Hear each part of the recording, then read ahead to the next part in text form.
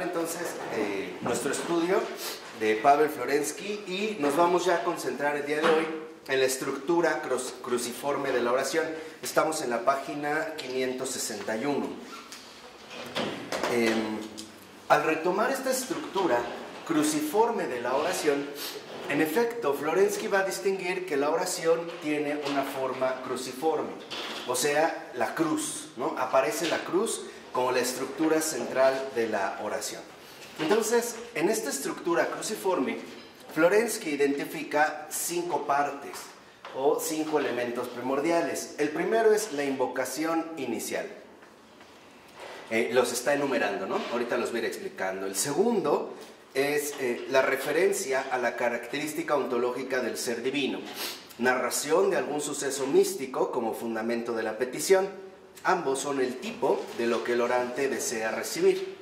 El tercero es la expresión de la petición misma.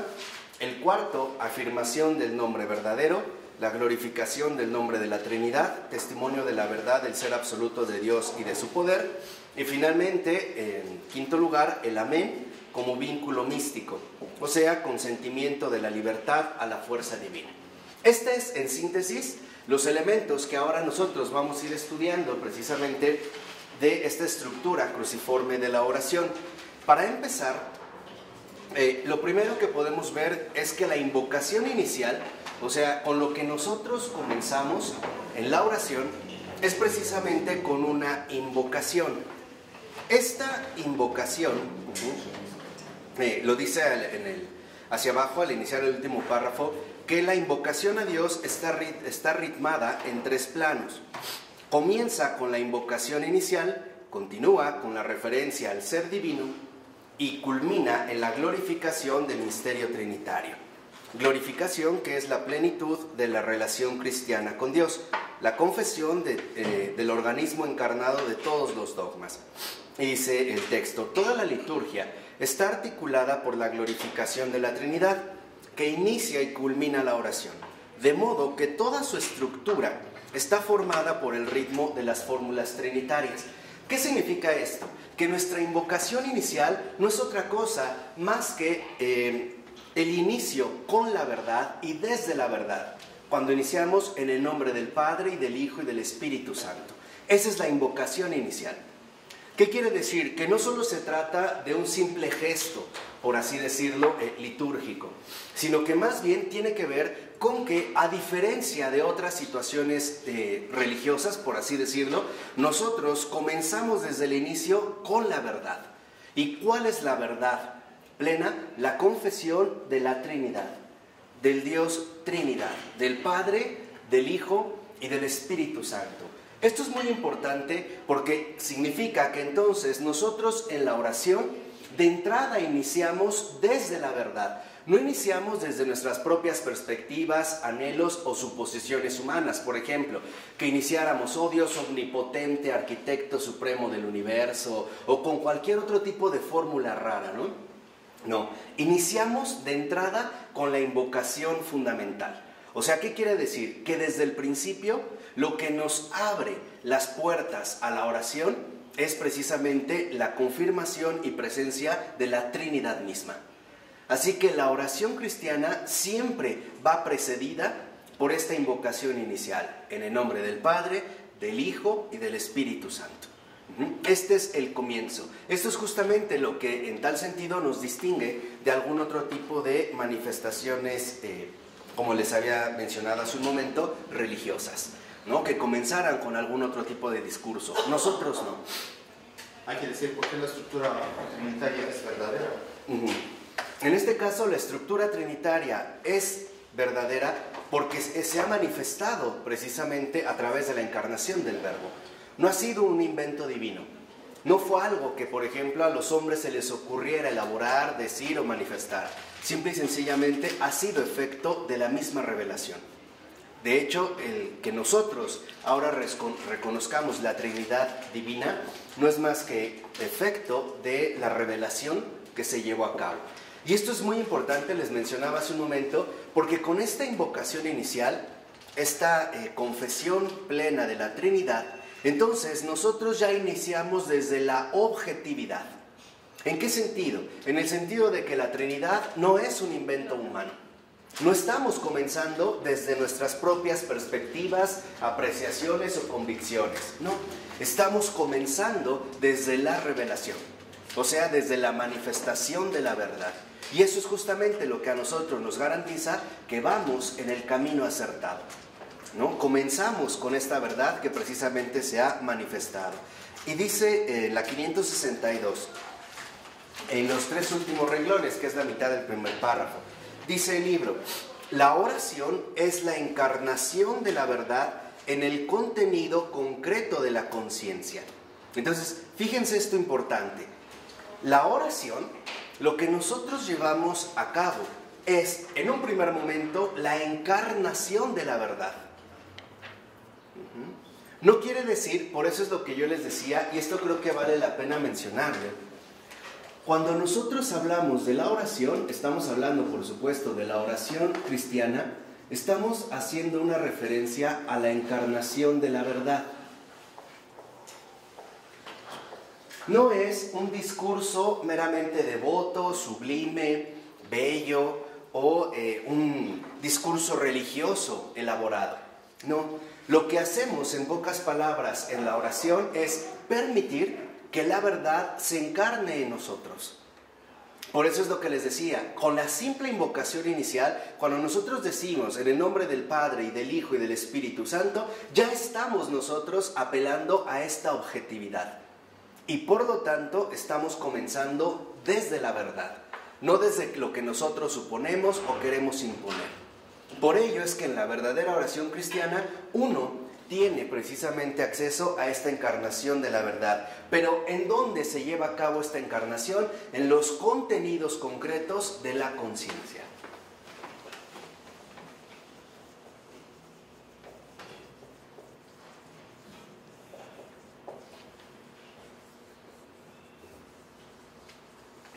Y esto precisamente tiene que ver con el caso, por ejemplo, que mencionamos la vez anterior de la oración centrante. La oración, y esto es algo importante, no solo es una mera acción discursiva. En realidad, la oración es recepción de Dios en mí, en lo más íntimo de mí. ¿Cuáles son los contenidos concretos de la conciencia? O sea, ¿dónde se va a encarnar la verdad? Estos contenidos concretos de la conciencia son básicamente todos los ámbitos que humanamente nos definen tanto intelectual como emocionalmente. O sea, los contenidos concretos de la conciencia son tanto intelectuales como afectivos.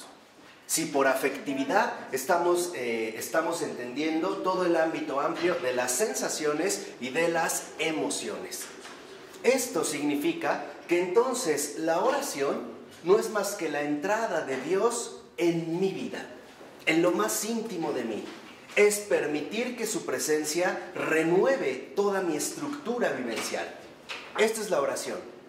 De hecho, en realidad, cuando uno hace oración, cuando uno verdaderamente hace oración, todo se reduce a un simple acto. La oración no es más que decirle a Dios, aquí estoy. Eso es orar, ¿eh? Eso es orar. Y eso ya grábenselo bien. No es más que decirle a Dios, aquí estoy. Esta petición, aquí estoy, es como decirle al Señor, yo nada más me presento ante ti y haz tú lo que quieras. Esto es cuando en efecto vemos cómo la encarnación de la verdad irá cada vez inundando, iluminando los contenidos concretos de la conciencia. ¿Por qué no del corazón? ¿Del corazón? Porque en el corazón, por ejemplo, en este sentido primordial, en el corazón se concentra en efecto el núcleo más vivo de la persona, pero también está fuertemente cargado de una afectividad, de una emoción. Pero la conciencia también incluye el aspecto intelectual de la vida humana. Esta sería la diferencia. O sea, en el corazón, en el centro vivo, precisamente de la persona, el corazón, es lo que nosotros también llamaríamos, en términos cristianos, la conciencia. O sea, en este sentido, conciencia es igual a corazón, lo más íntimo de mí. tanto intelectualmente como emocionalmente, que es de hecho la definición bíblica. Entonces, cuando uno realmente hace oración, lo único que hace es decirle a Dios, aquí estoy. Nada más. Y entonces, cuando esto realmente se lleva a cabo, el Señor actúa. ¿Cómo va a actuar? Precisamente manifestándose en lo más íntimo de nuestro ser y llevándonos cada vez más a una comunión profunda con la verdad. ¿Cómo uno se va dando cuenta de que la oración realmente se está llevando a cabo de manera adecuada? No por el momento mismo de la oración, no por lo que sentimos, experimentamos, vimos o escuchamos durante la oración, no ahí. La realidad viva que la oración nos transmite se ve reflejada en los efectos secundarios, o sea, en los aspectos cotidianos de mi vida ordinaria. Ahí es donde se ve la calidad de la oración, o sea, en los cambios de mi vida cotidiana, ya sea intelectuales, ya sea emocionales, ya sea afectivos, etc. Ahí es donde se ve la auténtica encarnación de la verdad. Por ejemplo, empezamos a pensar de manera distinta. Lo que para nosotros anteriormente era de una manera, cuando estamos realmente llevando a cabo una vida de oración, aparece completamente transfigurado. ¿Por qué? Porque ya no lo vemos desde nuestra propia subjetividad. Ahora empezamos a contemplar las cosas desde la ¿qué? Desde la verdad. Y lo mismo en mis afectos. Por ejemplo, es lo que yo les insistía la ocasión anterior. Si yo siento que soy sumamente explosivo o iracundo, o sea, me enojo con facilidad, y yo empiezo realmente a realizar la oración, entonces después estas emociones que están desordenadas en mi vida se empiezan a ordenar. Al punto de que, por ejemplo, si mi mayor debilidad es el enojo, de repente el enojo ya no va a tener ningún poder sobre mí, porque ya he sido liberado de estos desórdenes. Esto es lo que hace la oración. Por eso les decía, la oración, y esto es lo que hemos olvidado en el mundo contemporáneo, la oración no depende del tiempo que yo dedico a estar hablando o alabando o diciendo cosas bonitas, por muy vestidas de devoción que estén. No es eso. De hecho, a mí, en este sentido, de nada me serviría estarle diciendo a Jesús, te amo, te adoro, bendito seas, si no permito que Él mismo entre en mi vida. Por eso la oración no es tanto hablar, sino dejar que Él hable. ¿Cómo me va a hablar? No a través de un discurso auditivo ordinario, o sea, la manera usual en la que nosotros nos comunicamos. ¿Cómo me va a hablar? A través de los cambios graduales de toda mi estructura de vida. O sea, ¿cómo me habla Dios? A través de los cambios de mi ser, a través de la transformación. A la estructura trinitaria. Exactamente. Esa es la estructura en la que Él me va a ir integrando poco a poco. Y aquí es cuando también debemos de recordar algo fundamental. Dios no es un fraude. Y Dios, al tomarse en serio al hombre, se toma en serio la condición del hombre. ¿Y cuál es la condición del hombre? Una condición temporal. Entonces, ¿qué quiere decir? Que nuestra realidad humana es lenta, requiere tiempo. Y también Dios se va a tomar su ¿qué? Su tiempo. Por eso, uno de los errores graves que podemos, o en el que podemos incurrir, es esperar resultados inmediatos en la oración. No es así. No es así. Realmente nosotros vamos a ir viendo los resultados de la oración poco a poco. Y lo que importa no es los resultados. Lo que importa es la acción concreta que precisamente Dios está llevando a cabo en mi vida. A esto es justamente a lo que se le llama contemplación. Lo que pasa es que nosotros, a partir del racionalismo del siglo XVII, del siglo XVIII, entendemos contemplación como algo así como una labor intelectual sumamente sofisticada. Y no es eso. La contemplación es la unión con Dios que transforma mi vida y por lo tanto transforma toda mi percepción de la realidad. Esa es la contemplación. De tal manera que, contrariamente a lo que suponemos, la contemplación se vive despiertos y en la vida del día a día. Ahí es donde se da la auténtica contemplación.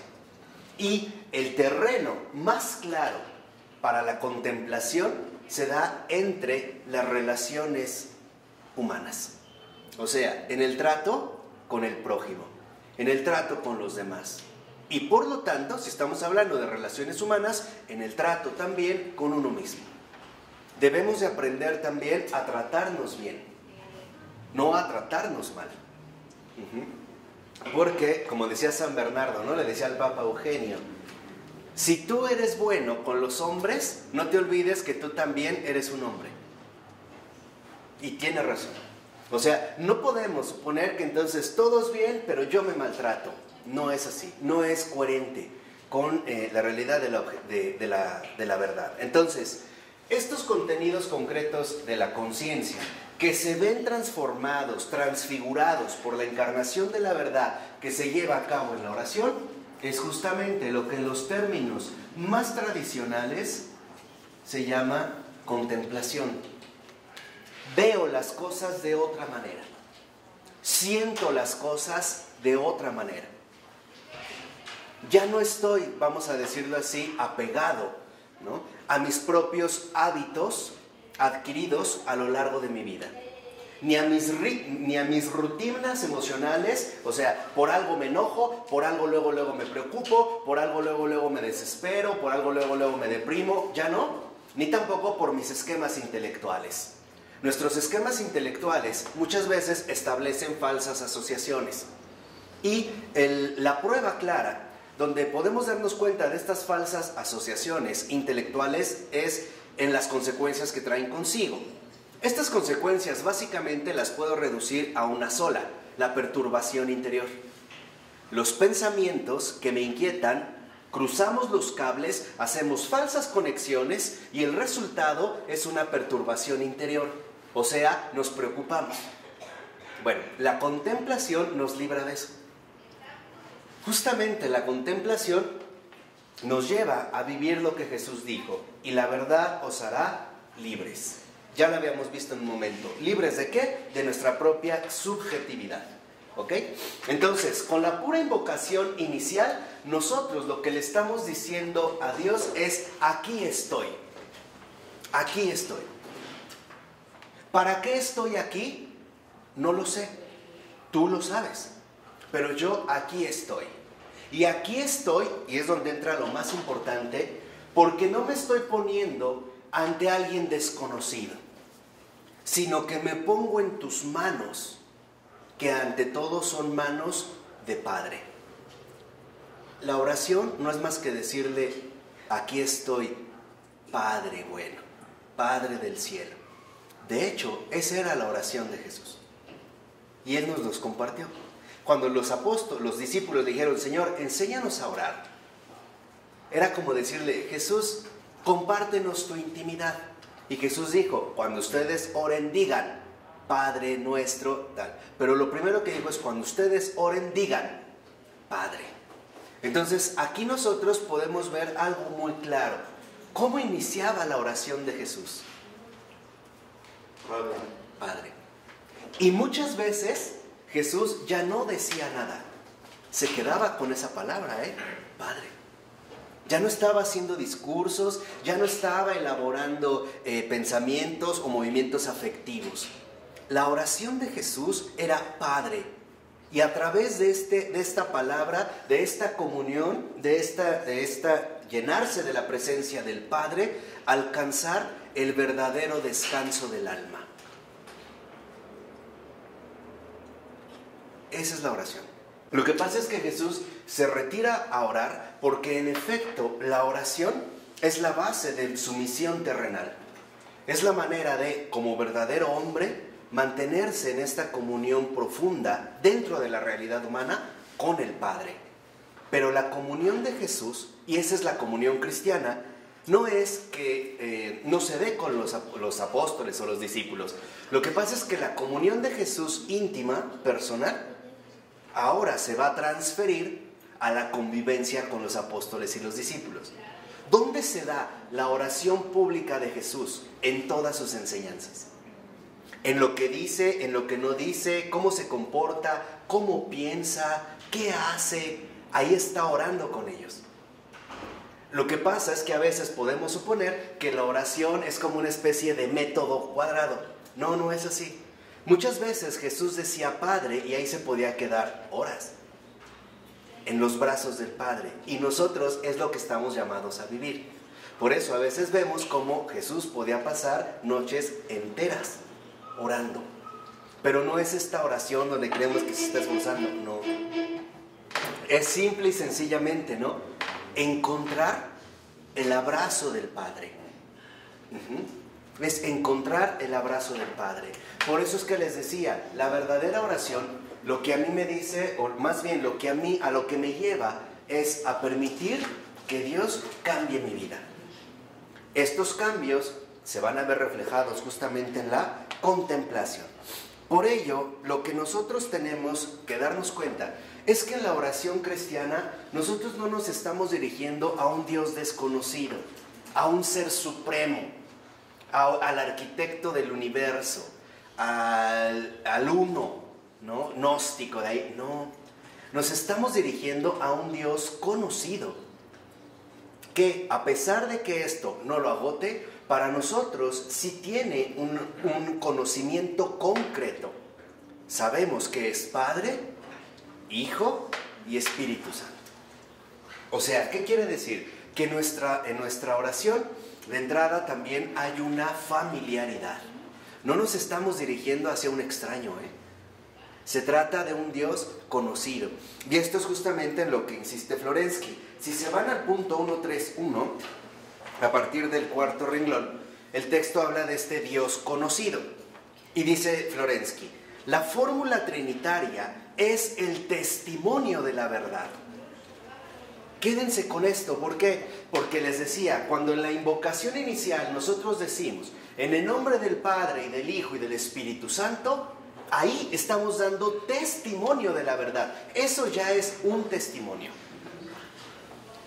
Ya es un testimonio. Nosotros ahí estamos dando un testimonio de la verdad. ¿Qué quiere decir? Que no nos estamos dirigiendo a un Dios desconocido y tampoco estamos caminando a ciegas. Estamos, por así decirlo, en un camino conocido. Estamos haciendo un recorrido familiar.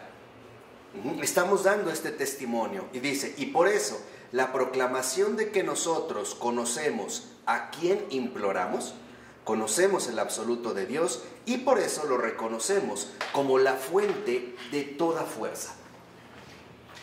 Entonces, es lo que yo les decía. En la oración, esta encarnación de la verdad que transfigura todos los contenidos concretos de la conciencia, intelectuales y afectivos, emociones, sensaciones, etc., todo esto comienza precisamente porque nosotros damos un testimonio concreto de la verdad. ¿Y cómo damos este testimonio concreto de la verdad? A través de la confesión de la Santísima Trinidad. Esa es justamente la piedra de toque. Nosotros no solo decimos Dios a secas, no. Nosotros hablamos del Padre, del Hijo y del Espíritu Santo. Este es precisamente el testimonio. Y el primero que lo va a dar y a promover es el propio Jesús.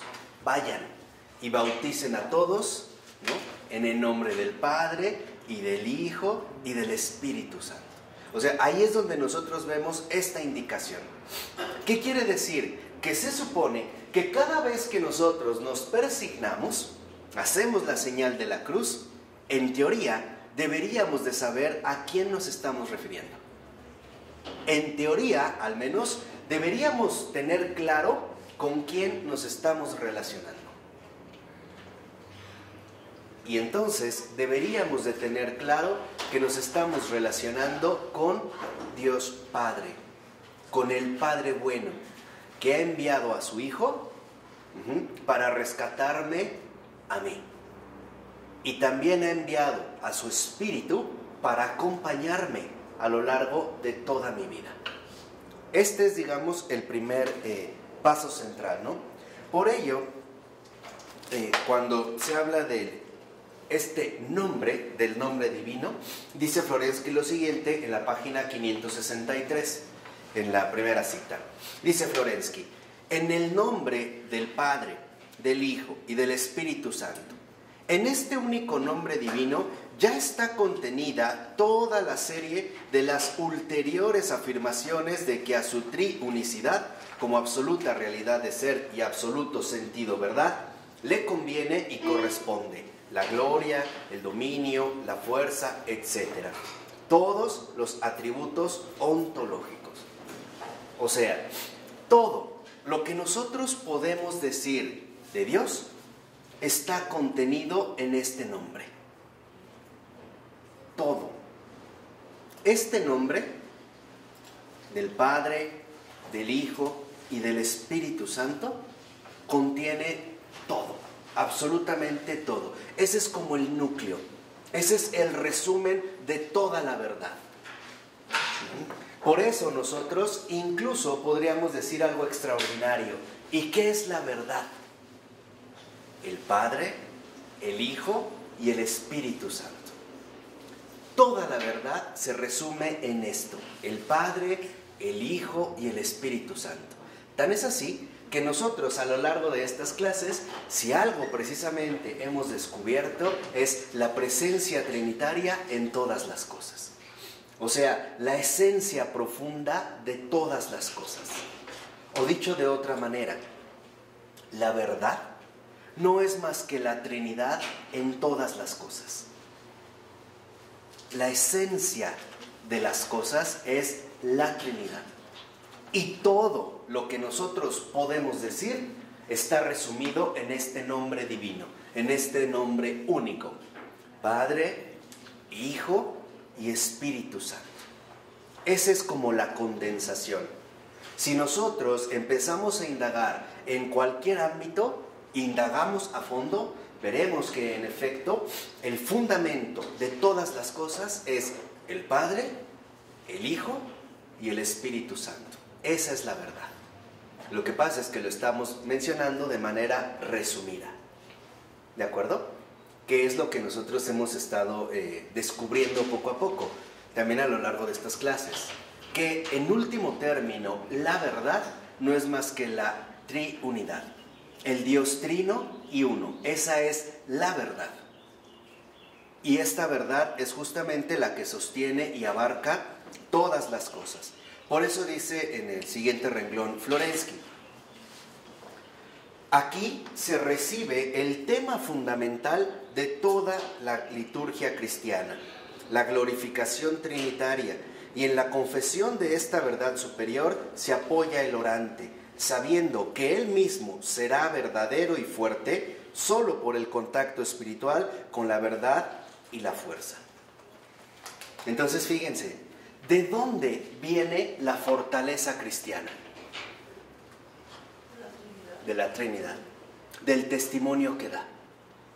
Por eso se supone, por eso les decía que en teoría, y qué bueno que lo mencionamos porque vamos a empezar a ver a Hans Urs von Balthasar y van a ir viendo cómo se va entretejiendo, ¿no?, este concierto, ¿no?, discursivo, que en efecto debemos de recuperar lo auténticamente cristiano del cristianismo.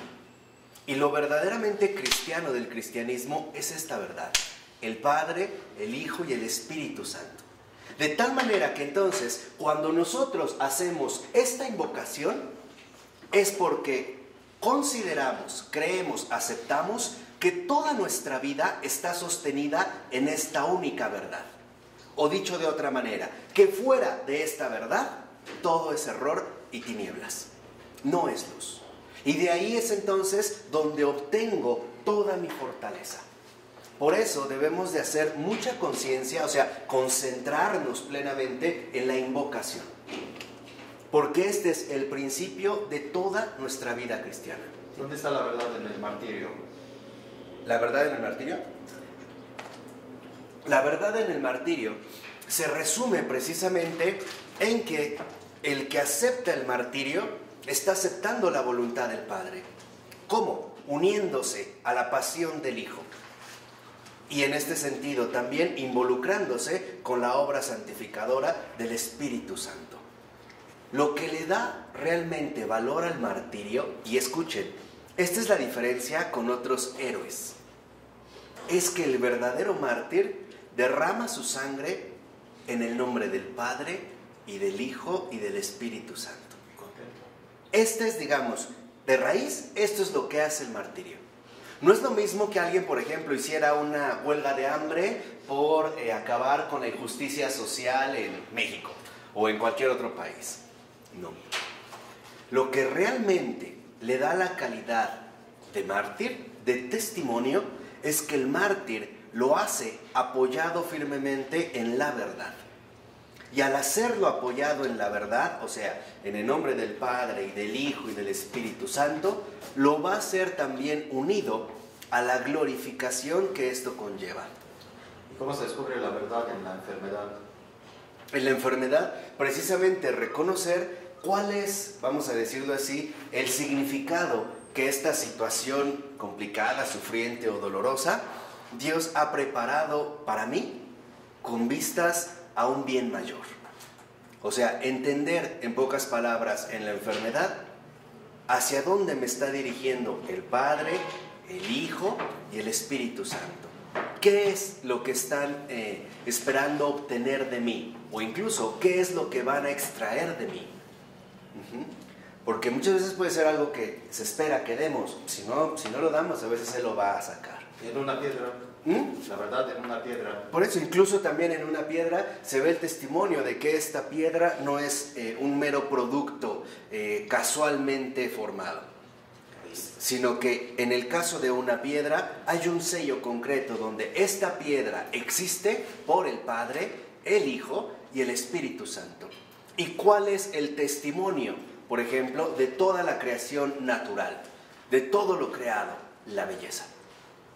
¿Cuál es el sello o el barniz, vamos a ponerlo así, el barniz de toda la realidad creada, humana? La bondad. ¿Y cuál es el sello, en este caso, de la realidad creada angelical? La verdad. Ahí es donde están los tres trascendentales: verdad, bondad y belleza. Y no son más que los tres reflejos de esta unidad única trinitaria. No es más que esta concentración. De hecho, donde uno encuentre belleza, uno encuentra bondad.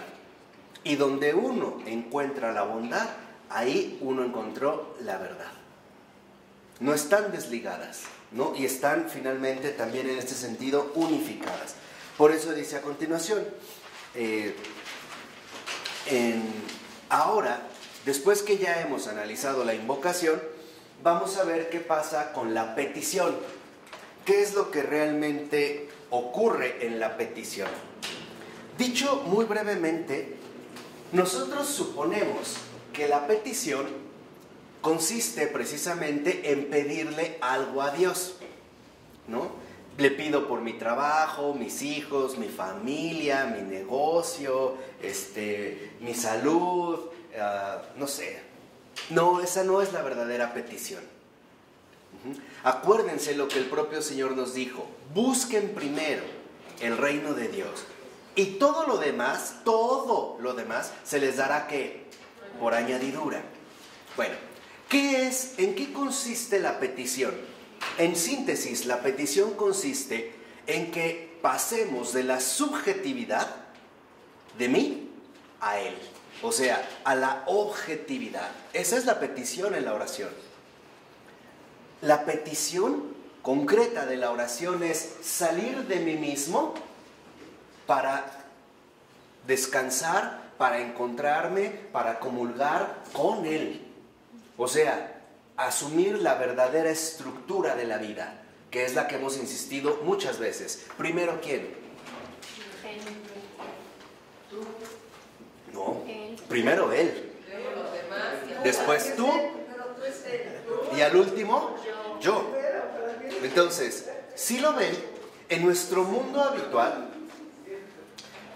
por lo regular nosotros utilizamos la forma invertida, ¿no? Primero yo, después tú, al último él, ¿no? O sea, primero yo, después los demás si me convienen y al último Dios si queda tiempo, o si algo se da. En la oración, en el momento de la petición, cuando ya iniciamos esta invocación, la petición que hacemos consiste en que el Señor nos saque de nuestra propia subjetividad para poder participar de su objetividad. Y esto también tiene que ver con lo que el Señor hace y realiza siempre. Venid a mí todos los que están cansados y agobiados por la carga, porque mi yugo es suave, mi carga es ligera. ¿Qué es lo que realmente nos pesa en la vida? La subjetividad.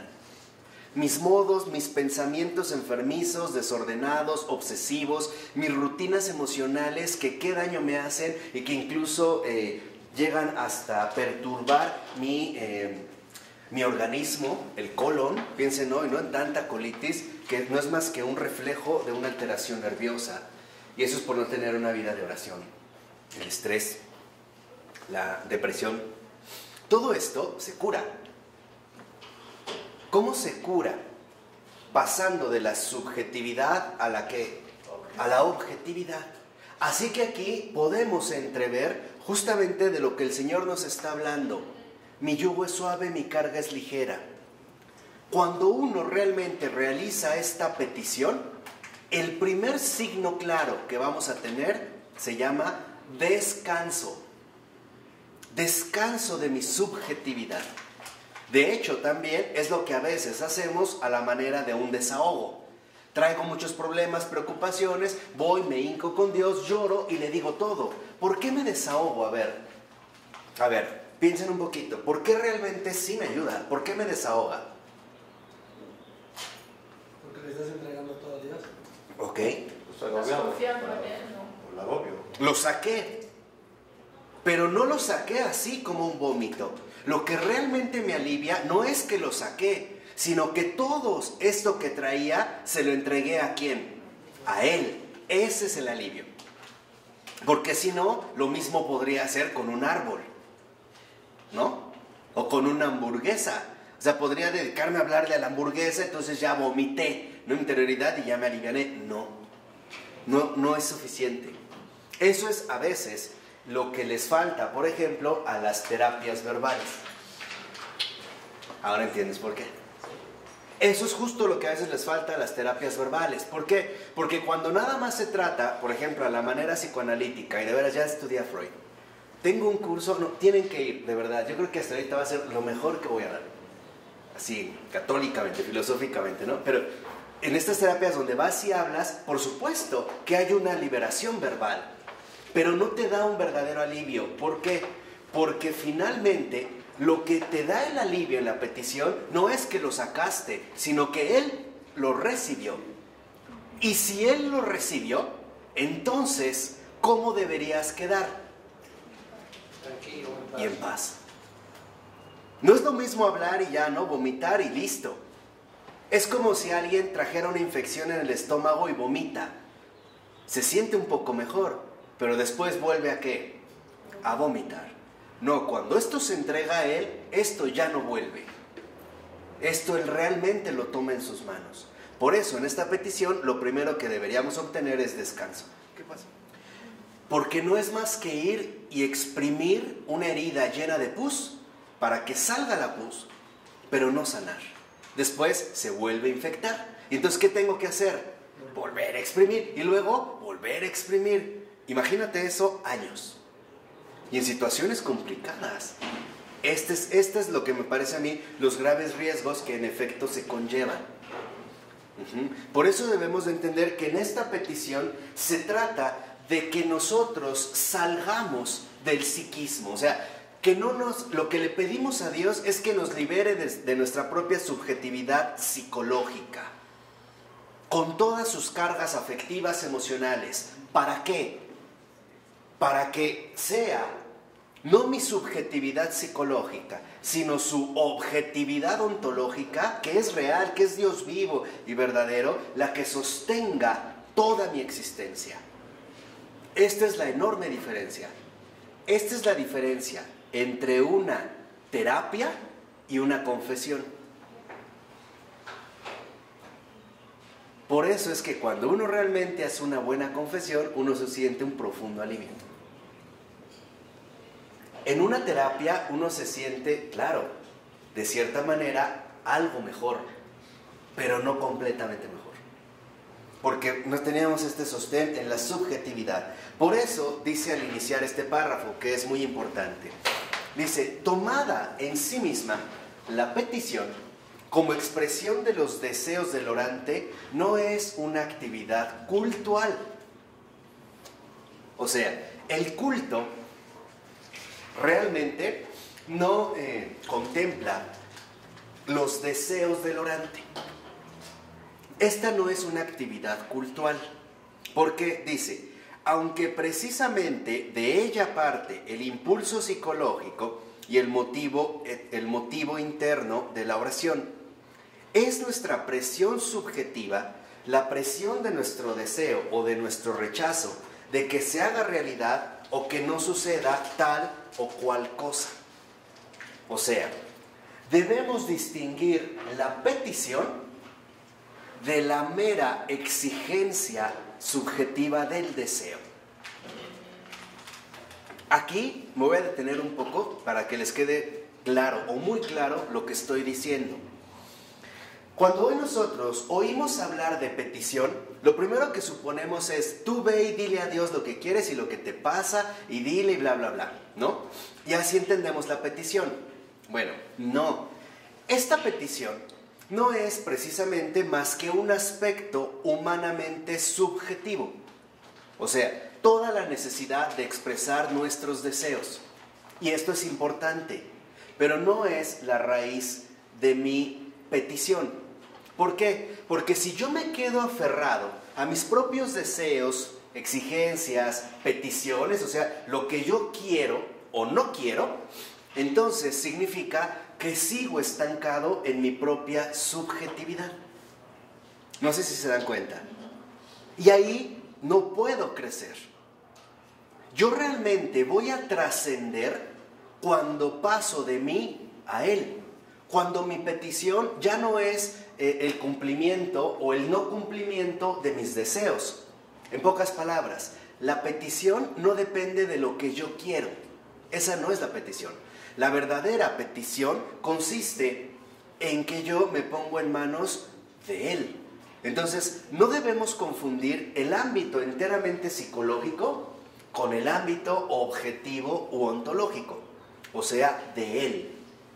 Aquí es muy importante porque nuestra cultura precisamente nos ha llevado cada vez más hacia el subjetivismo y el psiquismo obsesivo.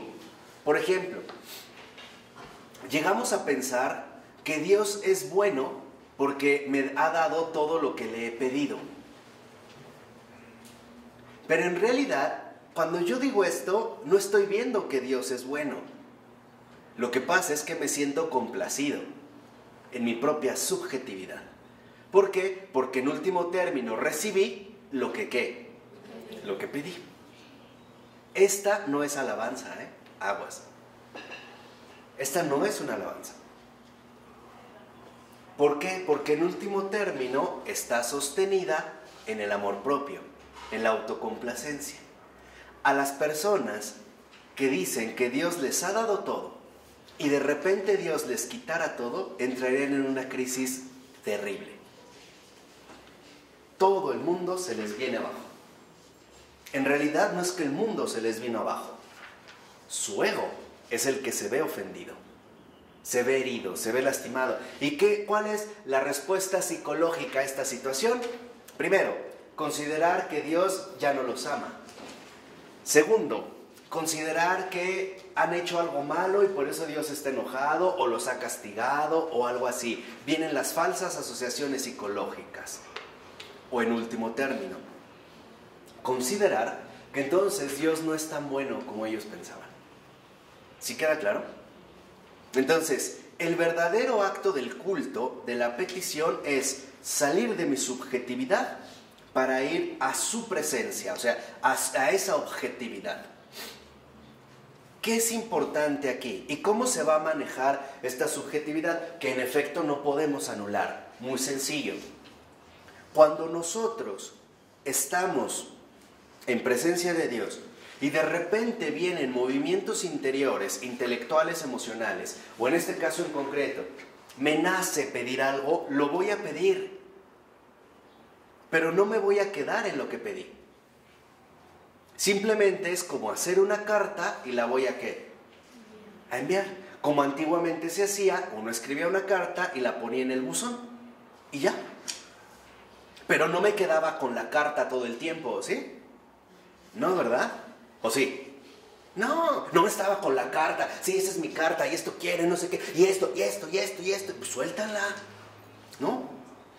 Cada cosa que quiero a Dios es como una carta. Se la escribo. Señor, quiero un Audi A5, super bla, bla, bla. Ay, lo quiero blanco y tal. Ok. Ahí va el buzón. Ya. ¿Por qué hacemos esto? No es darle el avión a nuestra subjetividad, es no quedarnos atrapados en ella. O sea, humanamente no está mal, eso es lo que quiero decir. O sea, ¿tiene sentido para nuestra subjetividad? Sí, tal vez. Pero lo que no tiene sentido es que todo lo reduzcamos a este impulso subjetivo. Por eso les decía, cada cosa que yo le pido a Dios es como una carta. La escribo y la echo al buzón. La única diferencia es que aquí no es un buzón, son sus manos. Y empieza a recoger nuestros papelitos. De tal manera que entonces yo me vaya liberando de mi propia subjetividad para cada vez más reposar en la objetividad. Hay un momento en el que la oración ya no es necesario hablar. Me basta su presencia, ahí descanso. Ya no tengo que estar como Verolico o Perico, hable, ya no. Ya lo que me interesa es esa presencia viva de Él, o sea, la comunión, ¿no? Literalmente con Él. Por eso, a esto se refiere Florensky cuando dice a continuación, un mero deseo. Esto es lo que queda de la oración en el inmanentismo. ¿Qué es el inmanentismo? El inmanentismo es quedarnos en los límites de lo subjetivo. Ese es el inmanentismo. ¿Por qué? Porque entonces, como dice Florensky, la petición no es más que el resultado de un mero deseo. En cambio, ¿qué es lo opuesto al inmanentismo? Irte al objetivo. Irte al objetivo, o sea, la trascendencia. Entonces, aquí está la clave. Por eso les decía, es muy importante porque nos ayuda a reestructurar nuestra vida cristiana contemporánea. La contemplación no es más que trascender. Esa es la contemplación. Por eso yo les puedo sugerir, ¿no?, un comentario muy sencillo, pero muy concreto en la oración para los meros deseos. Señor, yo quiero esto. ¿Tú qué dices? Tampoco hay que ser hipócritas, ¿eh? Nada de que, como estos de que no, Señor, hágase tu voluntad, pero por dentro es si te dejo. Hay quienes le dicen a Dios, sí, hágase tu voluntad, pero por dentro dicen, no me importa. No. ¿Sabes qué, Señor? Yo quiero un Audi blanco, tal, A5, tal. ¿Tú qué dices? ¿Por qué? Y es donde entra la clave fundamental. Porque Dios sí nos toma en serio. O sea, también toma en serio nuestra subjetividad. Porque es parte humana. No sé si me entienden, no es que la desprecie. Lo que nos dice el Señor es otra cosa. Lo que nos dice es claro, mira, tú tienes una subjetividad, pero no lo es todo. Yo a lo que te invito es más bien a ¿qué? A ir más allá, trascender. El ir más allá. Por eso es lo que les decía. No es bueno reprimir los deseos. Que realmente quieres algo, pero no le dices a Dios. Una, es falta de confianza, ¿no? Y al tú reprimir al bloquear estos deseos, lo único que vas a generar interiormente es una fuerte sensación de malestar y frustración. Y esto te va a impedir tu relación con Dios. No, sé honesto, pero siempre termina con esto. Señor, yo quiero esto. Concreto, los deseos son concretos, ¿no? Señor, yo quiero una pantalla Ultra HD 4K de 95 pulgadas. ¿Tú qué dices? Ahí va mi carta, ¿no? Y entonces la subjetividad se calma. Hay que tomar en cuenta la subjetividad, pero no darle la última palabra. Ese es el secreto. Esa es la dinámica cristiana. No rechaces tu subjetividad. No. Y en todos los aspectos. Por ejemplo, Señor, ¿sabes qué? Yo quiero hacerle daño a esta persona. ¿Tú qué dices? ¿Sí me explicó? Pero mejor en lugar de decir tú que dices, pero quiero hacer lo que tú quieras. O hacer lo que tú quieras, ¿no? O sea, tu voluntad, no la mía. O hágase tu voluntad y no la mía. O sea, lo que quiero que vean es la última palabra, ¿quién la tiene? Dios. Él. Eso es trascender. Esa es la contemplación. Esta es la petición. O sea, lo que realmente pedimos, y este es el acto litúrgico, es que el trascender sea finalmente acceder, descansar, reposar en Él. Pero no podemos anular la subjetividad. ¿Por qué? Porque nuestra propia subjetividad humana también tiene fuentes de múltiples deseos, ilusiones, esperanzas, anhelos, locuras. Porque seamos honestos, Dios no solo nos da lo que necesitamos, también a veces nos da lo que no necesitamos. También Dios cumple caprichos. En serio, o sea, no crean que Dios es tan rigorista como solemos suponer, nomás lo necesario. No es cierto. Dios es un derrochador. Miren, el tesoro de Dios se llama derroche. Tú a veces le pides un chocolate y te da una fábrica. Y dices, pero yo ¿para qué quiero una fábrica? No más. Así. ¿Por qué? Porque nosotros no podemos encajar sus propios criterios a nuestras medidas. Entonces, esto es muy importante. No podemos anular la subjetividad, pero sí la podemos trascender. Anular la subjetividad es inhumano. No hay persona que no quiera algo. ¿Por qué? Porque el deseo es fuerza. Ya lo habíamos visto en su momento. El deseo es fuerza para que el hombre se ponga en marcha hacia objetivos altísimos. ¿Y qué es justamente? ¿Dónde se resumen estos objetivos altísimos? ¿Qué es lo que realmente deseamos? El reino de Dios. Todo lo demás vendrá ¿por qué? Por añadidura. Por ejemplo, si a una persona le gustan las lociones, ¿ustedes creen que Dios solo le va a dar una? Ya, una y nomás. ¿Creen que nomás le va a dar una? Después a 3, 4, 5, a lo mejor una ni la usa, no importa. Pero esto es trascender. Entonces, no podemos anular la subjetividad, porque si no, vamos a deformar la realidad humana. Eso es lo que le pasó a los estoicos antiguos, a los filósofos griegos de la escuela estoica. ¿Qué es lo que ellos buscaron? Anular, en pocas palabras, todas las pasiones humanas y quedarse en lo que llamaban ataraxia, o sea, la imperturbabilidad. Anular los deseos. Ellos decían, no desees nada para que no te veas decepcionado de nada. No quieras nada para que así no te preocupes por nada, para que no te angusties de nada. Sí, ¿cuál fue el resultado? Monstruos. No querer nada, no hacer nada, mantenerme en una profunda imperturbabilidad, ¿no?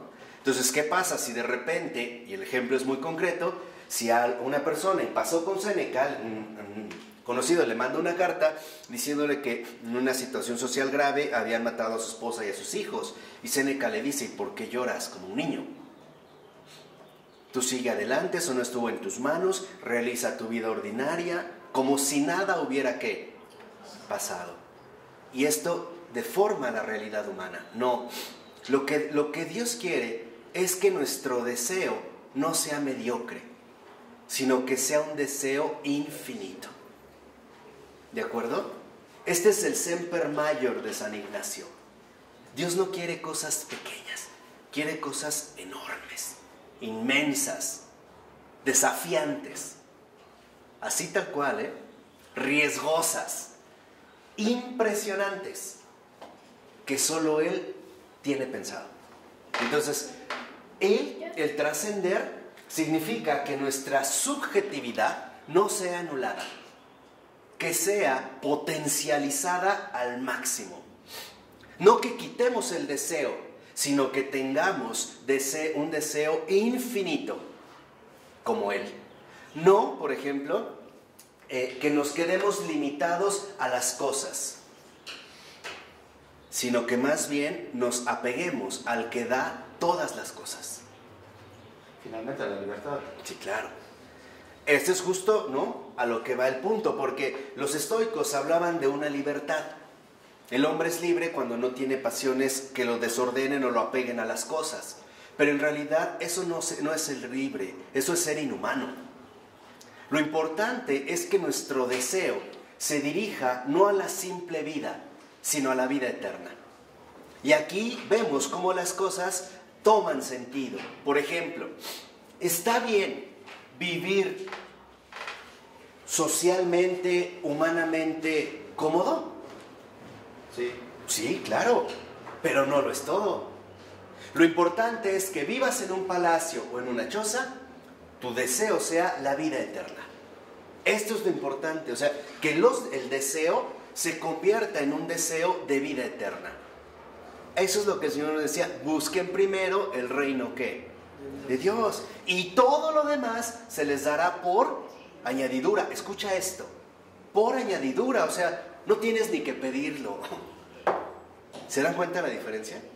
Entonces, el trascender significa que nosotros superamos la subjetividad, no la anulamos.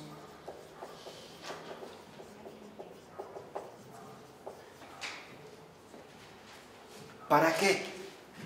Superamos la subjetividad precisamente para reposar, para ser transfigurados por la objetividad. Por eso es lo que yo les decía, a lo mejor habrá muchas cosas que en un primer momento, como mencionaba Alejandra, no nos dé como mucho sentido pedir. Pero bueno, si es parte de la subjetividad, está bien. Nada más que no se quede ahí, que lo entregue, que haga su carta y que deje que eso pase. ¿De acuerdo? En todos los aspectos, ¿eh? Todo lo que nuestra subjetividad se manifieste. Por eso es importante siempre, por así decirlo, entregar cuentas al Señor, noche con noche. Señor, hoy quisiera esto, quiero esto, no quiero esto. Bueno, ¿tú qué dices? ¿Sabes qué? Mañana no quiero ir a dar clases. ¿Tú qué dices? Vete. ¿No? O sea, el Señor sí me toma en serio, es lo que quiero que entiendan.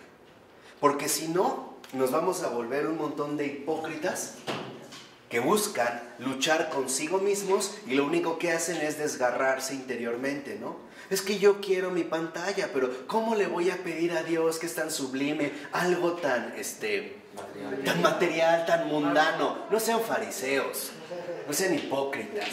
No, lo que hay en la subjetividad, así tal cual. Pero trascender, llevar toda mi subjetividad, ¿a quién?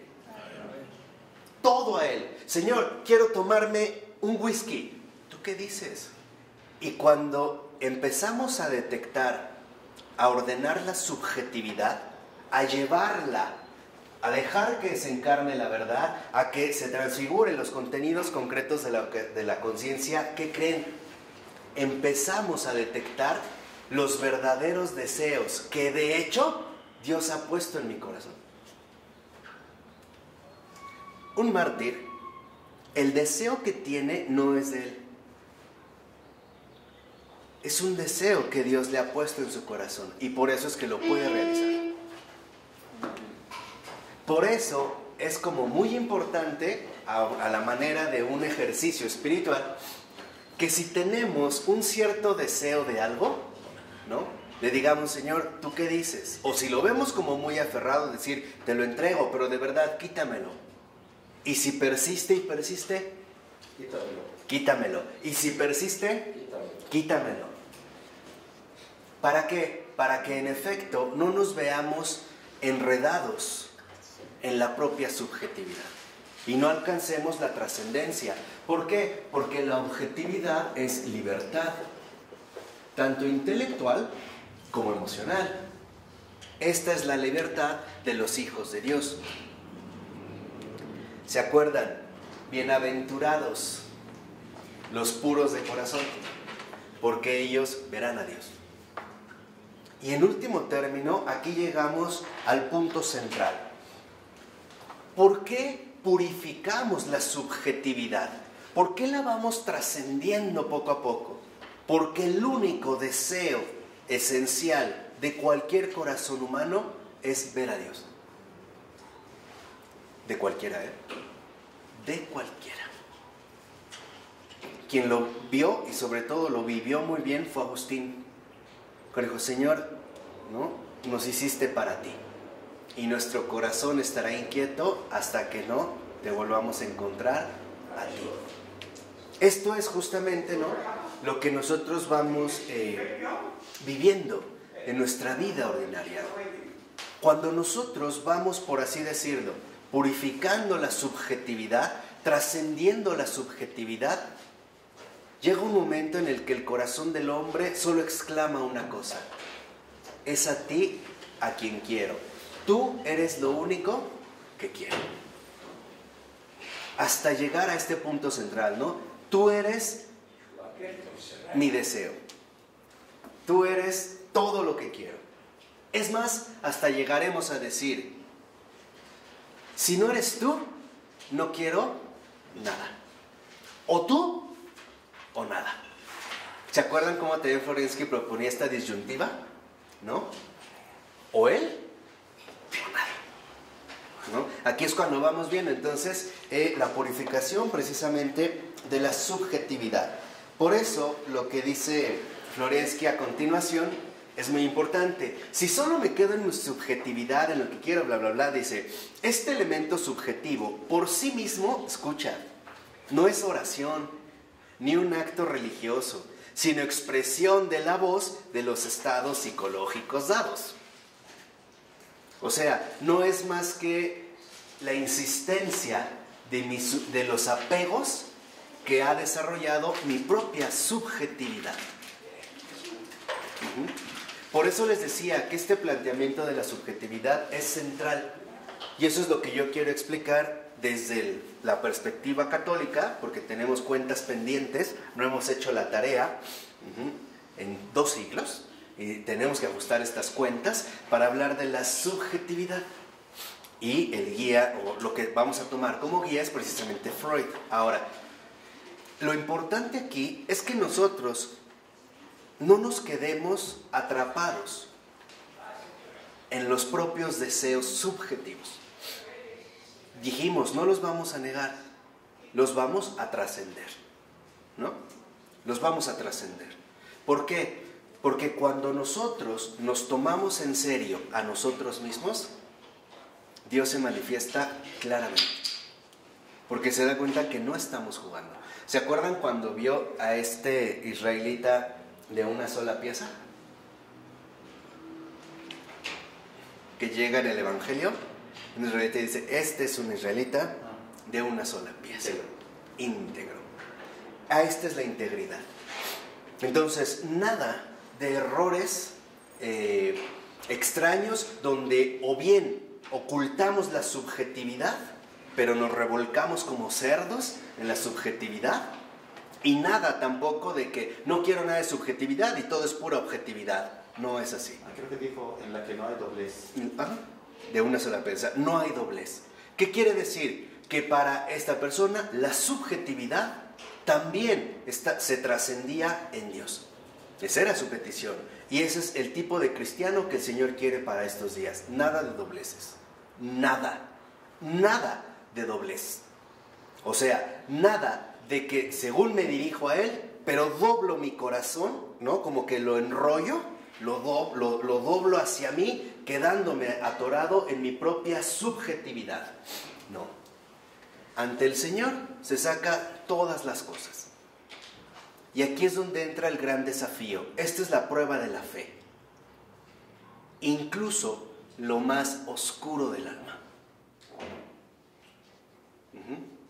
Ya basta de ingenuidades católicas. Ya basta de espantos. de situaciones que aparentemente no son reales, y sí lo son. Lo que estoy diciendo, las heridas y los traumas, ¿no? Cualquier desorden interno de mi subjetividad, también la voy a trascender ¿en quién? Porque me estoy dirigiendo al Padre, al Hijo y al Espíritu Santo. Y Dios es amor. Dios es bueno. Así que tú no eres juez de ti mismo. No te espantes de lo que la subjetividad te pueda proponer. Por ejemplo, voy a poner casos muy concretos. Señor, quiero matar a Simón Hash.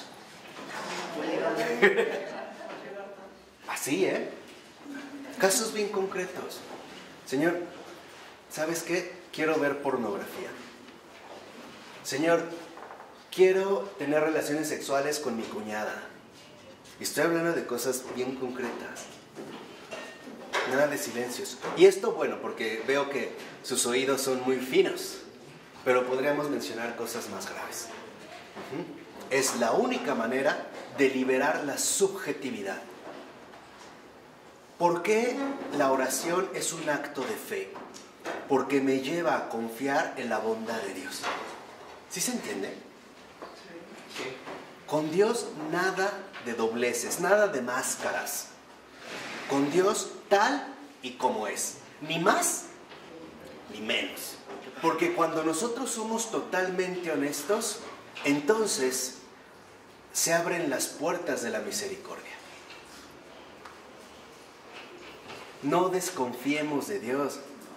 Dios no viene a condenar, viene a rescatar, a salvar. Él lo dijo. Yo no vine por los sanos, sino por ¿quiénes? Por los enfermos. Yo no vine por los justos, yo vine por los ¿qué? Pecadores. Yo soy el buen pastor.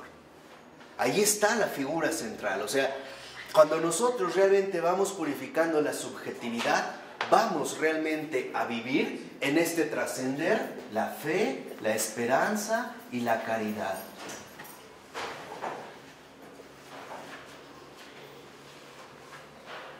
Por eso es tan importante, yo les decía, recuperar la auténtica dimensión profunda de la oración.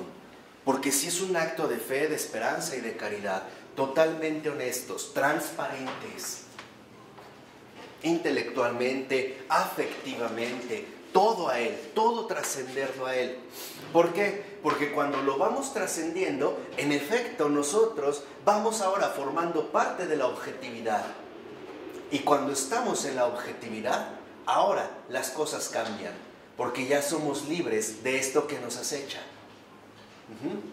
Hay personas que han guardado resentimientos durante muchos años, o desviaciones, o desórdenes profundos, durante muchos años. Y lo único a lo que los ha llevado es a bloquear su relación íntima con su propio Creador. Por eso, no crean que Dios se ofende. ¿Saben por qué nos cuesta tanto trabajo, en realidad, relacionarnos con Dios? Porque somos demasiado soberbios y en realidad no nos espanta que Dios sepa lo más grave de mí. Lo que pasa es que no creo posible que yo sea tan bestia. Lo que realmente bloquea este acto de trascender es el amor propio, es el ego. Si yo menciono algo muy grave de mí, el primero que se espanta soy yo, no Dios. Como Adán. ¿Qué hizo Adán finalmente cuando vio su desnudez, su pobreza, su indigencia, su carencia? ¿Qué es lo primero que hizo? Se tapa, ¿no? Se va a esconder. Eso es lo que nosotros hacemos. Utilizamos demasiadas estrategias de bloqueo. Veo que algo brotó, no, esto no, en mí no, para nada, no, esto no es cierto. No, sí es cierto. Y por eso es que nosotros necesitamos precisamente la petición. ¿De acuerdo? Por eso dice en los 3 últimos renglones de este párrafo. ¿Dónde nos quedamos? Datos. Leímos En la 564, psicológicos dados. la oración será la encarnación de la verdad. 564. Ah, sí. Cerrada en la objetividad viviente, ¿no? Si lo vemos, dice, a partir del cuarto renglón, en la 564. Estamos en el 506.3. Terminamos. Ok, terminamos la 563. Bueno, nos vamos a la 564, ya que es como el resumen de lo que hemos mencionado. Y dice el texto a partir del cuarto renglón: el puro fenómeno psicológico está encerrado en una subjetividad sin valor. La oración es el proceso de la conversión de la subjetividad cerrada en la objetividad viviente, transfigurando todo su contenido por la obra de la misma verdad y por el contacto real con ella, que es lo que nosotros ahorita ya explicamos. Y dice los tres últimos renglones: la oración será la encarnación de la verdad en los deseos del hombre, la justificación trascendente del deseo, la realización de la antropodicea en el corazón de la afectividad. Y aquí es donde entra lo importante. Lo que realmente va a trascender son nuestros deseos. Lo importante no es desear. Lo importante es que nos demos cuenta qué deseamos. Por ejemplo, todos deseamos estar bien, pero hay quienes desean, o el objeto de su deseo es conseguir este estado de bienestar a través de las drogas, el alcohol, la sexualidad desordenada, etcétera, la adrenalina, deportes extremos, bla, bla, bla, bla, bla, ¿no? Dos deportes extremos. Dos, menos de 10 minutos. Te extrañé, Simón. Me la debías por falta. ¿No? Pero esto es lo que quiero que vean. O sea, en realidad, lo que es fundamental para nosotros es no el hecho de desear, sino lo deseado, el objeto de nuestros deseos. Mucha gente quiere ser feliz, desea ser feliz. El problema es a través de qué. ¿De acuerdo? Entonces, la afectividad, el corazón del hombre se ve transfigurado. Y lo dice en este sentido Florensky. Dice en la cita: ni el valor verdad ni la fuerza realidad de este movimiento de nuestro ser están demostrados, y no podrían estarlo si no se diesen las otras partes de la oración. En el conjunto de la oración, la fuerza del movimiento interno es demostrada por el cuarto aspecto, la doxología trinitaria, y su sentido por el segundo, el relato, el recuerdo del tipo del acontecimiento en el plano místico. ¿Cuál es este acontecimiento en el plano místico? Los relatos evangélicos, lo que nos relatan los evangelios. Nuestra verdadera petición debe brotar de lo que Jesús nos ha mostrado. Por ejemplo, si nosotros leemos un pasaje evangélico donde Jesús les dijo: oren de esta manera, ustedes digan: Padre, mi petición debe ser: Señor, yo quiero orar como tú, quiero hablar como tú, quiero actuar como tú, quiero sanar como tú, ¿no? Quiero curar como tú, quiero dormir en la barca a pesar de la tempestad como tú. ¿De acuerdo? Hacia ahí es donde precisamente se va a ir buscando. Pero ¿y cómo se encuentra lo que buscamos así? ¿Cómo lo encontramos? Un ejemplo concreto. De la afectividad del deseo. Vamos a acabar de leerlo y ahorita vemos el ejemplo. Dice a continuación: por sí mismo no estaría demostrado ni justificado en su sentido, en su significatividad interna, en su legitimación, en su verdad espiritual, y seguiría siendo algo subjetivo. Escucha: poco importa lo que yo desee, y si solo yo, en mi propio aislamiento subjetivo, deseo algo, ¿cómo puedo acercarme a la verdad con esto que es propio mío, y en la medida que es solo mío? Aquí está lo que ahorita mencionaba Ronnie. ¿Cómo encuentro lo que realmente busco cuando trasciendo lo que es solo que mío? O sea, purificando mi subjetividad. Lo que nos enceguece o lo que nos bloquea la comunión con la verdad es nuestra propia subjetividad apegada. apegada a lo que deseo, apegada a lo que quiero, también a lo que no quiero o a lo que no quisiera, en síntesis, a todo lo que me produciría agrado, pero también apego a todo lo que me produciría desagrado.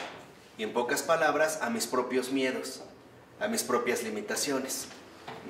Esto es lo que me bloquea el encuentro con el centro vivo de mi ser.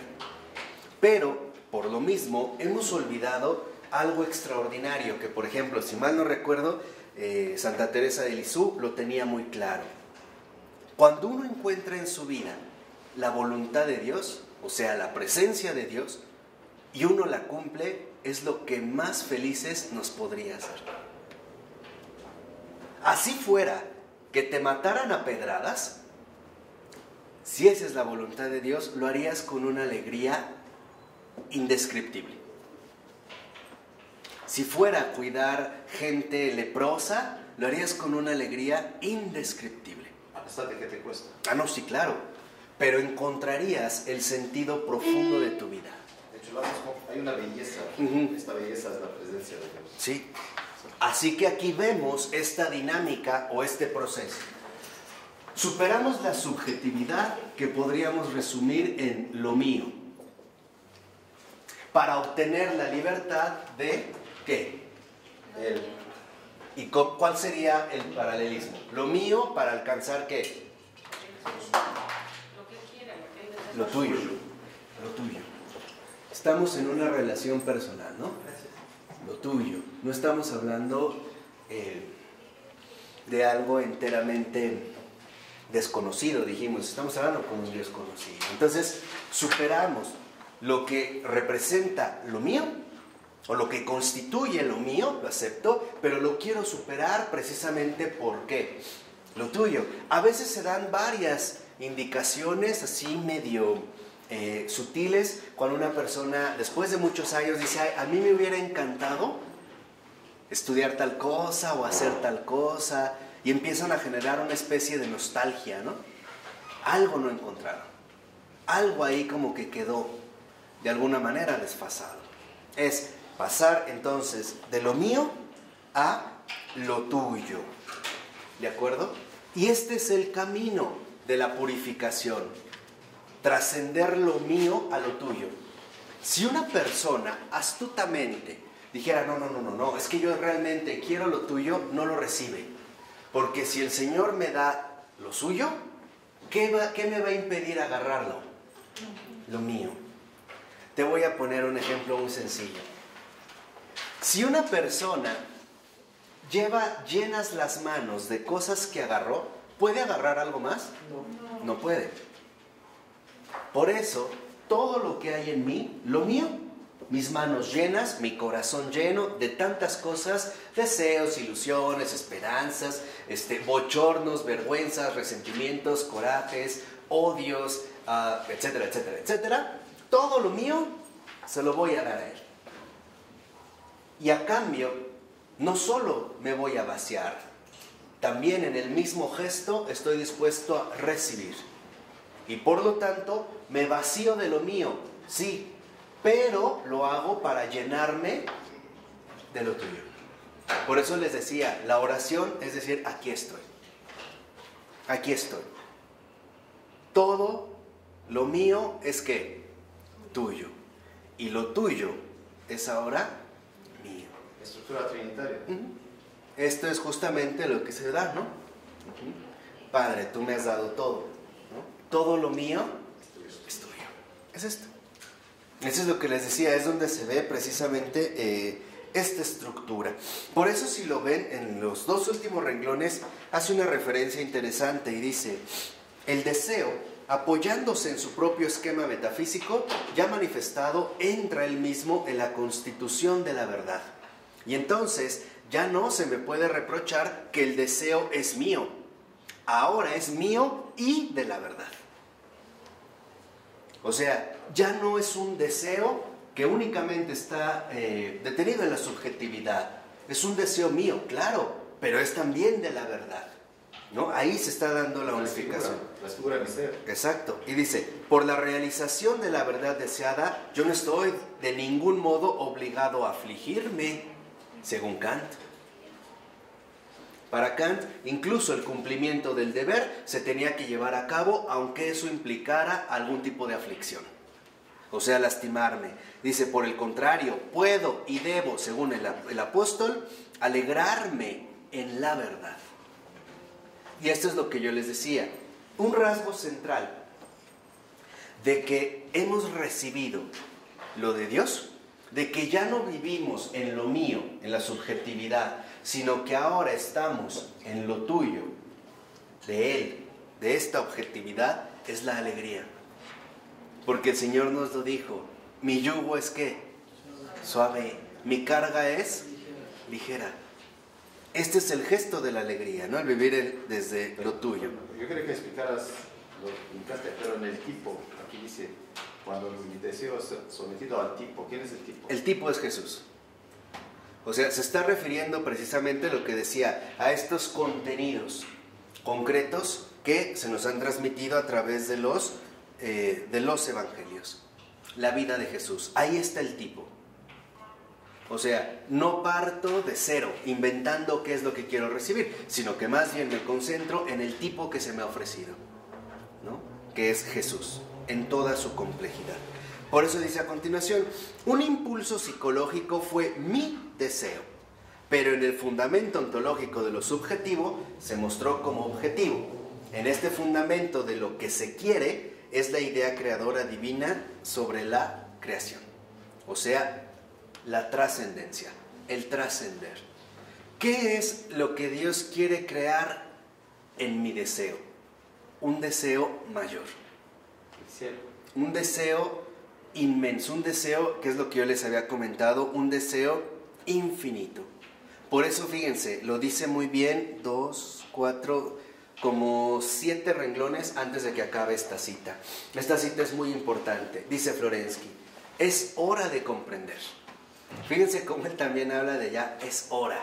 O sea, algo pasó, ¿no? Quizá como los apóstoles nos quedamos dormidos, pero es hora. Dice, es hora de comprender.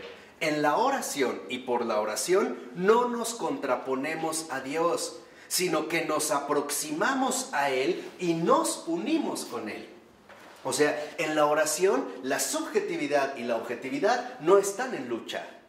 Dijimos, es un proceso en el cual no nos vamos a contraponer, no es que estemos en pugna, sino que nos vamos a unificar, nos vamos a fusionar íntimamente. ¿Cómo? Pasando de lo mío a lo tuyo. Y dice, y por eso cuando el deseo, primeramente concienciado por mí en tanto que es mío, se me ha revelado como un deseo que aunque esté en mí es un deseo de Dios, entonces yo actúo por la fuerza de Dios, o bien la fuerza de Dios actúa por mi medio. Y aquí nosotros precisamente podemos darnos cuenta de este aspecto central.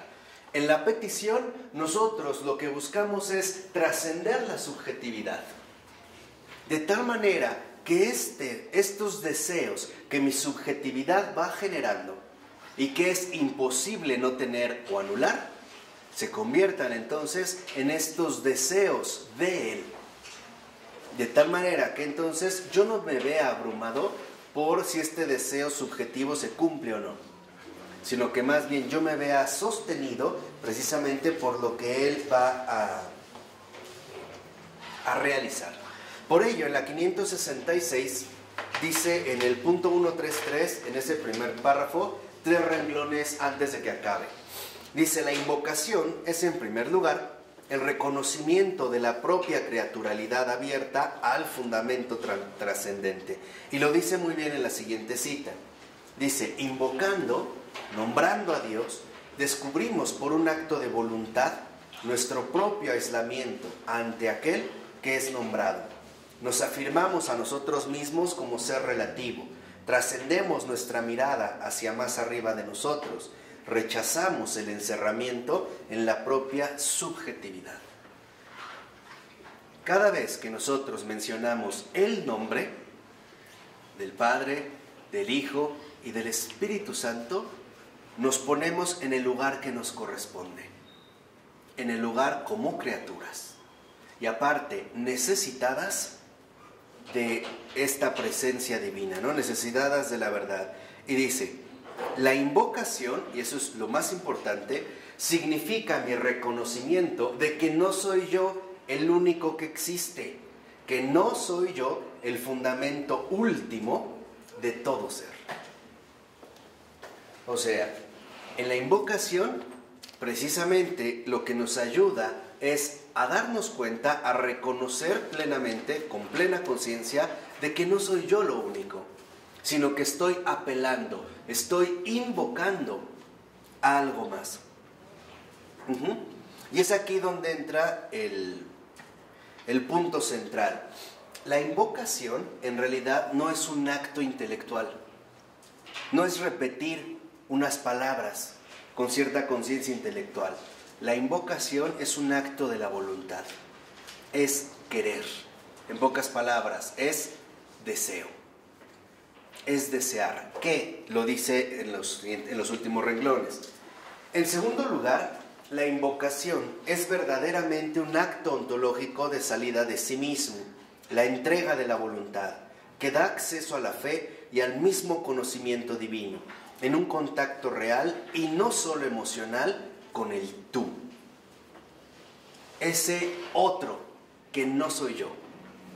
Ese otro, el tú, en esta relación personal, que me saca o me libera de mí mismo. Es también lo que en términos filosóficos contemporáneos se ha llamado alteridad. El otro. Tomar conciencia clara del otro. Darme cuenta que yo no soy ni el único, ni el centro, ni lo soy todo. Que está ese otro, está en este caso precisamente el tú. Y dice la 567, en la invocación, por consiguiente, dice Florensky, salimos auténticamente de nosotros mismos y el nombrado entra auténticamente en nosotros, de modo que se hace posible la relación y la vinculación. En nosotros puede existir una emoción subjetiva relativa a Dios, concienciada por nosotros como subjetiva. Podemos querer a Dios, ser atraídos por Dios, pero esto es solo nuestra emoción, un estado de nuestra psique, en último término, según nuestra comprensión, porque aún no nos hemos decidido a la misma comunicación, todavía no nos hemos dignado a entregarnos. Y esto es fundamental. Generalmente, en la oración, nosotros siempre estamos ya como prejuiciados y queremos sentir algo. De tal manera que si de repente en mi oración no sentí nada, mi primera conexión falsa intelectual sería algo hice mal.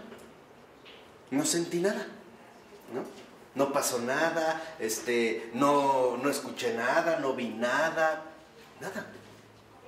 En pocas palabras, cuando esto sucede es porque aún seguimos apegados a nuestra propia subjetividad.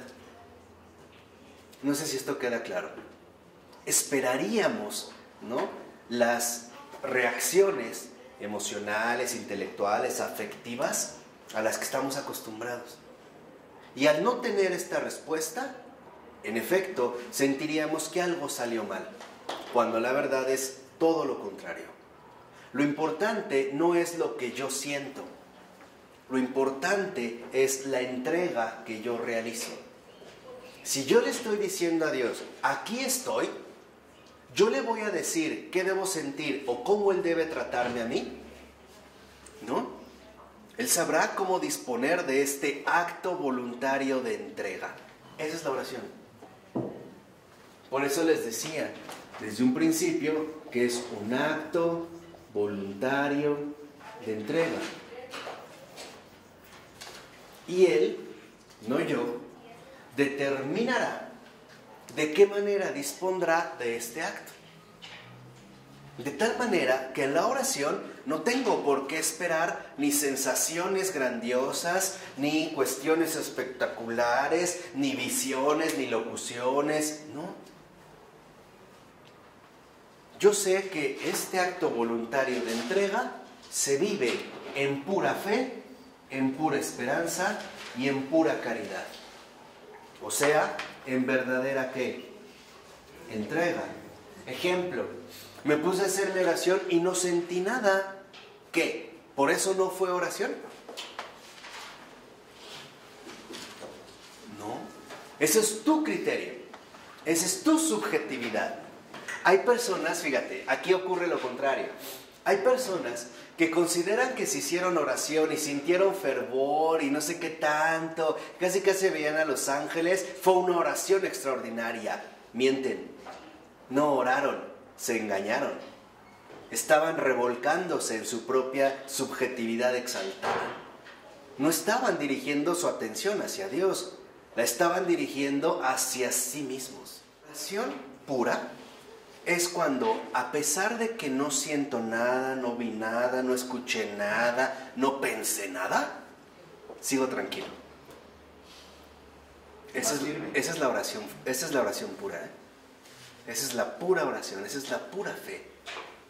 Aparentemente nada más cerré mis ojos, me concentré en el Señor, le dije, aquí estoy, no vi nada, no sentí nada, no pasó nada, pero no me inquieta. De hecho es mejor. ¿Sí? ¿Por qué? Porque entonces quiere decir que mi subjetividad ya no está tan desproporcionada, ya no está tan exagerada. Confianza. Más bien ya estoy viviendo la objetividad. De tal manera que la entrega no es más que este acto voluntario que requiere fe, ser fiel a Él, aunque yo no lo sienta, esperar en Él, no en mí, y la caridad de finalmente entregarme a Él. Confunden la oración con la subjetividad. Y esto lo podemos ver, por ejemplo, hay muchas personas que dicen, no, es que yo me volví cristiano, en general protestante o apóstata, ¿no? Lo que sea, porque los católicos son muy aburridos, como que no hay nada. En cambio aquí me siento bien, me hacen cantar, me hacen bailar, estoy triste y me llegan 2, 3 a acompañar y alguien se enfermó y van y ponen la Biblia y las manos y oran y siento el Espíritu y viene el Señor y me caigo, vomito, bla, bla. No, sí, en serio, no. ¿Por qué? Porque hoy en efecto esto está desordenado, porque nada más atiende a la subjetividad. Además, les dicen, ¿no? Me dijo una persona hace poco, yo entré a un templo y desde que entré 2 o 3 me acompañaron, ¿no? Y en ningún momento me dejaron solo. En cambio, entra a una parroquia católica y nadie me pela, ¿no? Y yo me quedé pensando y dije, pues sí, porque no les queda de otra. O sea, si realmente no está Dios ahí completamente, ¿quién va a cubrir la carencia? Pues los hombres, ¿no? ¿A través de qué? Pues a través de finalmente mostrar, ¿no?, una presencia humana, pues con algo lo tienen que cubrir. Por eso van 2, 3, 4, 5, ¿no? Los ves, hermanos, dije, pues sí tiene sentido, por supuesto. Y eso es lo que no hemos entendido en la catolicidad, que la experiencia católica no es, en primer lugar, la expectativa humana. La verdadera experiencia católica cristiana es Dios no defrauda. Esta es la gran diferencia. Esto es lo que está en juego de fondo. O sea, eso es lo que quiero que se den cuenta. Dios no defrauda. Dios no me defrauda, ¿no? Los hombres podrán defraudarme, pero Dios no me defrauda. En ningún caso, de ninguna manera, bajo ninguna circunstancia. Y esto es lo que debemos entender. ¿Por qué? Porque en efecto, como el propio Ratzinger como el propio Florensky lo menciona, en último término, no es más que voluntad de comunión. La subjetividad no reúne, la subjetividad divide. Cuando estas personas están cantando y así como extasiadas, en realidad no están juntas. Cada una está en su propia subjetividad. Lo que pasa es que comparten un mismo espacio y un mismo momento, pero no hay comunión. Tan es así que si de repente se quedaran todos callados por un momento, se sentirían hasta incómodos. porque no habría manera como de desahogar, ¿no? Al menos digamos esta subjetividad. Por eso dice, fíjense a continuación, la emoción se desarrolla, nuestro querer se intensifica, se refuerza, se condensa y llega a objetivarse por la invocación. Sea solo pensada, murmurada, dicha en voz alta o agritada, el hecho es que la invocación, nociológica y ontológicamente, supone siempre lo mismo: la apertura de sí, el descubrimiento de nuestro ser secreto, la anulación de la barrera, el derribo de los parapetos defensivos de la autoconservación, el autoaislamiento, la entrega de las profundidades del propio ser al nombrado. Hay personas que cantan a Dios, pero en realidad no es tanto que le canten a Dios, están cantando a sí mismas, ¿no? Les gusta lo que hacen. Y les gusta tanto que en este caso lo que hacen es como presumir, por así decirlo, ¿no? Estos dones que han recibido. Y se quedan como atascados en esta subjetividad. Lo importante es que no tengamos miedo de ser liberados de dicha subjetividad, porque entonces no nos vamos a ver jamás defraudados. Lo dicen los últimos renglones: la invocación es el deseo conducido a la determinación de realizarse. Es precisamente un acto de voluntad, de la voluntad de comunión. Y dice a continuación, esta voluntad de comunión es la que introduce en la misma fe, la que hace pasar de los preámbula al acto de entrega. Entonces, ¿en qué consiste en este sentido, de manera objetiva, de manera concreta, de manera real, la oración? En una voluntad de comunión. Esa es la oración. De entrar en comunión, en primer lugar, con el Padre, con el Hijo, con el Espíritu Santo. Y por lo tanto, entrar en comunión con la verdad. Y de esta verdad central, condensada, primordial, entrar en comunión con todos los demás. Incluso entrar en comunión conmigo mismo a la luz de la verdad. Ver con lucidez, con cordura, cómo se ha ido desarrollando mi falso yo. Y darme cuenta de el verdadero yo que poseo, que se pudo haber visto distorsionado, alterado, corrompido, pero jamás eliminado. En síntesis, ¿cuál es el verdadero yo de cualquier persona? Su imagen y semejanza divina. Esa ni el pecado la puede eliminar. Dios no lo permitió. Eso literalmente es algo intocable. La imagen y semejanza divina. Eso nada, escucha, ni el pecado lo puede eliminar. Lo puede tapar, lo puede eclipsar, se le puede echar tierra, pero no lo puede eliminar. ¿Por qué mencioné esto? Para que entonces nos demos cuenta de que siempre hay una esperanza mientras una persona viva. La esperanza de volver a esta voluntad de comunión. ¿Por qué? Porque nuestro ser más íntimo, nuestro ser auténticamente originario, es bueno. Por eso, cada vez que nosotros realizamos oración, hacemos oración, real oración, y le decimos al Señor, aquí estoy, el Señor, lo voy a tratar de poner en una imagen. Es como si el Señor nos viera, el Padre, el Hijo y el Espíritu Santo, le hablamos de la subjetividad, ¿no? Transferimos la subjetividad y Él nos dijera, tú no eres así. Yo te hice para cosas más grandes. Esto está bien, pero todavía hay algo que más grande, hay algo todavía mejor. Esta es la voluntad de comunión. Y el Señor nos recuerda, cada vez que nos equivocamos, el Señor nos recuerda, tú no eres así, tú no eres así. Y para darnos cuenta de esto, es como si nos hiciera una sugerencia, acuérdate de mí, tú no eres así, acuérdate de mí, yo te hice, tú no eres así. Lo dice 3 renglones abajo, dice Florensky. Y cuando este acto voluntario de la propia apertura ha sido realizado por nosotros, en este mismo momento, no poco después de este acto, sino por este acto, en este acto, Dios se convierte para nosotros en el Dios de Abraham, de Isaac y de Jacob, no en el Dios de los filósofos y los sabios. Está citando a Pascal. Con nosotros entra en comunión el ser viviente, Él mismo, y no para que nosotros tengamos un concepto sobre Él.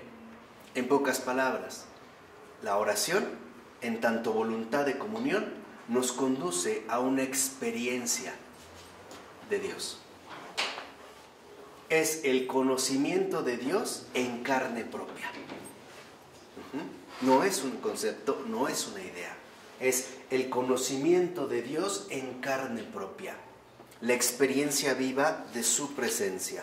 Por eso es lo que habíamos mencionado antes. Dicen los 2 últimos renglones. La invocación orante es el traspaso de los estados psíquicos subjetivos, la ascensión sobre la subjetividad. Entonces, dicho brevemente, ¿qué es lo que hoy pudimos comprender? Cómo trascender la subjetividad. Y ante todo, más allá del proceso detallado que dijimos, quédense con lo central. No se trata de negar o de eliminar la subjetividad. Se trata de trascenderla. Se trata de realizar este acto heroico de sinceridad. Decirle al Señor, aquí estoy. Así. Sin falsos ornamentos, ni para bien ni para mal. Porque también es una falsedad aquellos que se presentan como yo soy el más pecador de entre todos los pecadores, ¿no? Indigno, no, tampoco. ¿Para qué? Hipocresía. Sí, o sea, ¿para qué incluso te pones en el primer lugar de los más bajos? ¿Por qué este afán de seguir, de ser el primero en todo, hasta lo malo? No, yo soy el peor. No, espera, no es así. Así que lo primero que nosotros debemos de retener con esto es lo siguiente. Mi subjetividad no está mal, pero puede estar mejor. ¿De acuerdo? Eso es lo que debemos mantener. Mi subjetividad no está mal, pero puede estar mucho mejor, tal y como Dios la quiere. ¿De acuerdo? Bueno, vamos a dejar de hasta aquí para dar un receso y ahorita continuamos. En nombre del Padre.